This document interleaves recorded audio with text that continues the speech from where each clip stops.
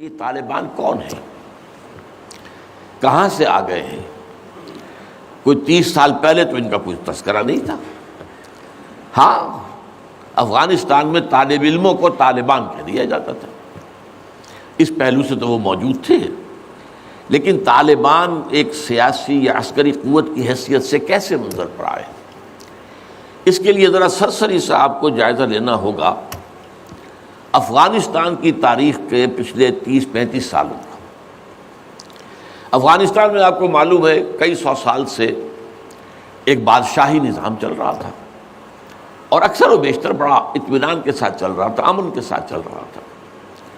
اگرچہ افغانستان کے جو دیہی علاقے تھے ان میں رہنے والوں کی جو اکثریت، عظیم اکثریت ہے، وہ بڑی شدید مذہبی انداز کی تھی، نماز، روزہ اور اس پردہ، حجاب، یہ ان کے کلچر میں شامل ہے۔ یوں سمجھیے کہ یہ مذہب ہونے کا پہلو بعد میں آتا ہے، ان کے کلچر کا جز ہے۔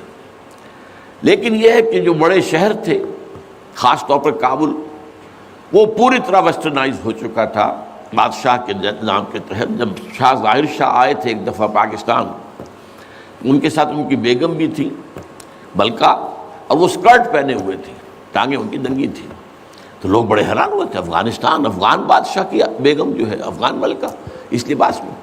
لیکن واقعہ یہی ہے کہ کابل جو ہے پورے طور پر ویسٹرنائز تھا، اکثر و بیشتر وہاں بھی جو لوگ نچلے طبقات میں تھے ان کے اندر ظاہر بات ہے کہ مذہب کا وہ جو کلچر ہے ان کا وہ موجود تھا۔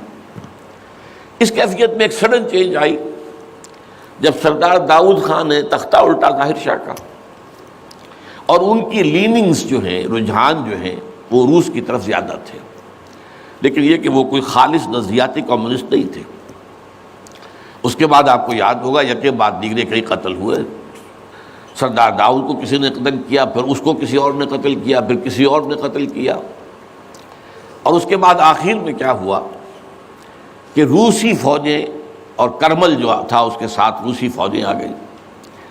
تو یہ جو ایک تبدیلی ہوئی ہے، اس کے خلاف جو ہے اسلامی قوتوں کی طرف سے ریزنٹمنٹ آئی، اس لیے کہ اگرچہ ان تبدیلیوں کے دوران کمیونزم جو ہے وہ کم سے کم جو شہری علاقے تھے افغانستان کے، اس میں مضبوط قدم جما چکا تھا۔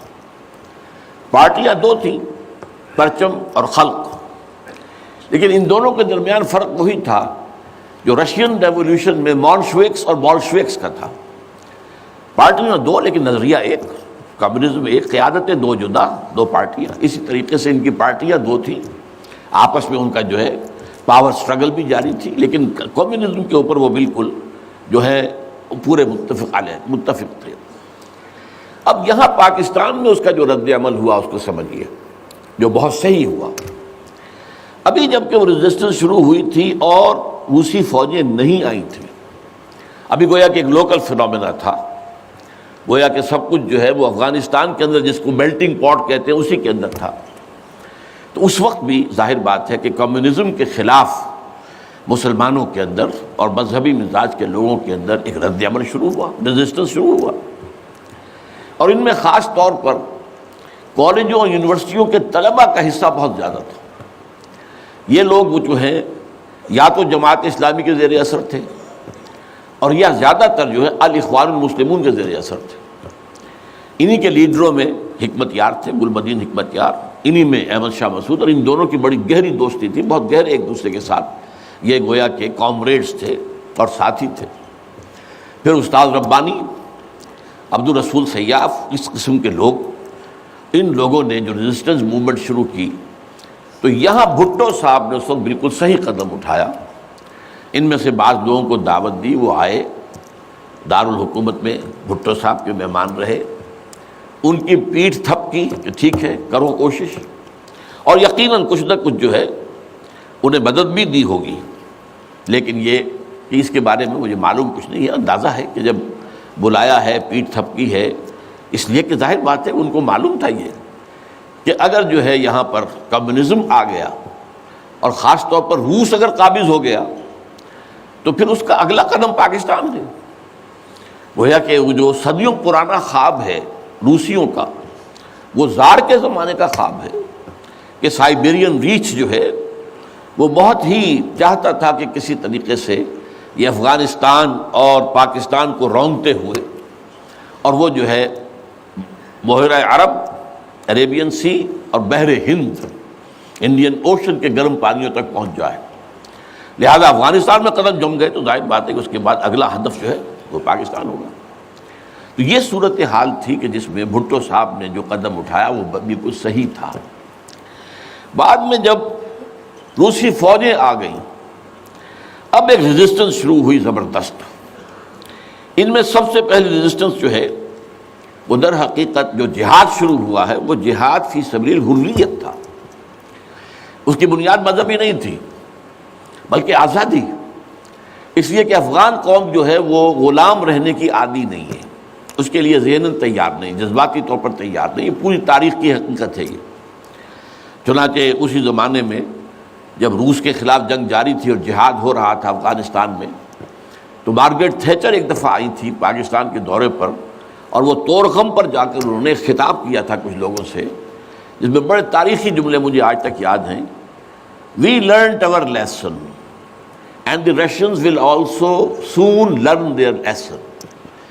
افغانستان کے بارے میں ہم نے سبق سیکھ لیا تھا، ہم نے بار بار فوج کشی کی اور فتح کیا، لیکن اپنا قبضہ برقرار نہیں رکھ سکے۔ اسی طریقے سے بالفرض اگر روس نے قبضہ کر بھی لیا تو وہ یہاں رہ نہیں سکے گا۔ یہ سبق جو ہے ہم نے تو سیکھ لیا ہے، روسی بھی سیکھ لیں گے۔ بہرحال اس وقت جو صورتحال پیدا ہوئی اس میں ایک فیکٹر جو نیا آیا اس کو ذہن میں رکھیے۔ اس وقت پورے عالم اسلام میں احیاء اسلام اور نفاذ شریعت کا ایک جذبہ پروان چڑھ رہا تھا۔ یہ جذبہ شروع ہوا ہے کب؟ جب کہ کولونیل رول کا بستر طے ہونا شروع ہوا۔ یہ یورپین جو پاورز تھی انہوں نے اپنا بستر رول کرنا شروع کیا، تو جیسے جیسے مسلمان ممالک آزاد ہوئے ان کو یاد آیا، جیسے آدمی کو نیند سے اٹھے تو یاد آیا کہ میں نے کوئی خواب دیکھا تھا، یاد آیا کہ ہمارا بھی تو ایک نظام ہوتا تھا نا، یا انگریزوں کے آنے سے پہلے، یا ولندیزیوں کے آنے سے پہلے، یا فرانسیسیوں کے آنے سے پہلے، یا اطالویوں کے آنے سے پہلے، یا اسپینیئرز کے آنے سے پہلے، یہ آخر ہمارا ایک نظام تھا، تو اب ہم اس نظام کو دوبارہ قائم کریں۔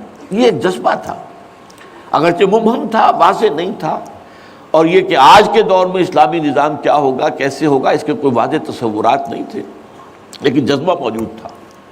اسی کو علامہ اقبال نے جو ہے ابلیس کی زبان سے کہلوایا ہے، وہ ابلیس کی مجلس شورا میں، کہ ہے اگر کوئی خطر مجھ کو تو اس امت سے ہے، نہ مجھے جمہوریت سے کوئی اندیشہ ہے، ہم نے خود شاہی کو پہنایا جمہوری لباس، یہ تو ہم نے خود ہی اس کو ایک لباس اڑا دیا ہے شاہی کو، اور اسے جمہوریت کا رنگ دے دیا ہے۔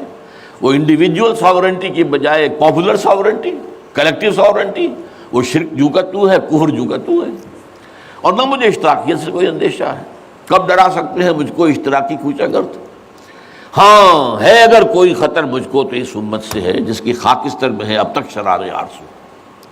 یہ جو جذبہ تھا اور یہ جو تڑپ تھی، یہ اگرچہ پورے عالم اسلام میں تھی، لیکن کہیں بھی اس کی کوئی کامیابی کی صورت نظر نہیں آ رہی تھی، جذبہ موجود تھا۔ اس وقت ایسا ہوا کہ جہاد افغانستان کو ایک تو اس جذبے نے سپورٹ کیا، اور یہ جذبہ کھنچ کر آیا کہ شاید ہاں افغانستان کے اندر اب یہ کام عملاً ہو جائے گا۔ اس لیے پوری دنیا سے لوگ آئے، والنٹیئرز آئے، انہوں نے جانیں دی، انہوں نے وہاں پر محنتیں کی، اپنے کوئی انڈونیشیا سے چلا آ رہا ہے، کوئی برما سے چلا آ رہا ہے، کوئی فلسطین سے چلا آ رہا ہے، کوئی فلپائن سے چلا آ رہا ہے، کوئی تھائی لینڈ سے چلا آ رہا ہے، کوئی سعودی عرب سے چلا آ رہا ہے، کوئی مصر سے چلا آ رہا ہے، کوئی لیبیا سے چلا آ رہا ہے، کوئی چچنیا سے چلا آ رہا ہے، یہ سارے لوگ آئے وہاں، اس لیے کہ جذبہ یہ کہا گیا کہ یہ جہاد فی سبیل اللہ ہے۔ میں واضح کر چکا ہوں کہ میرے نزدیک وہ جہاد فی سبیل اللہ نہیں تھا۔ جہاد فی سبیل اللہ کی جو شرائط ہیں وہ یہ ہے کہ پہلے دعوت اور اس میں اتمام حجت، پھر جو دعوت کو قبول کرے انہیں منظم کرنا، ڈسپلن آرگنائزیشن میں لانا، ایک امیر کے تابع ہو کر اس سے بیعت کر کے، اور پھر یہ کہ ان کی تربیت، ان کا تزکیہ یہ ہو کہ دل میں سوائے اللہ کی رضا کے کوئی اور جذبہ باقی نہ رہ جائے۔ یہ مال و دولت دنیا یہ نہیں، کچھ نہیں، نہ حکومت نہ سیادت، صرف اللہ کی رضا، اور یہ کہ جذبہ اتنا ابھر آئے کہ تن من دھن حتیٰ کہ جان دینے کے لیے تیار ہو جائے۔ یہ ساری شرائط ہیں جہاد فی سبیل اللہ کی۔ ظاہر بات ہے کہ وہاں پر تو جو ایک دم حملہ ہو گیا اور روسی فوجی آ گئے تو نہ ان کاموں کا موقع تھا نہ اس کے لیے وقت تھا، وہ لوگ کھڑے ہو گئے۔ یہ جہاد فی سبیل الحریت تھا، آزادی کا جہاد، اور مسلمان جب آزادی کا جہاد کرتا ہے تو وہ بھی جہاد فی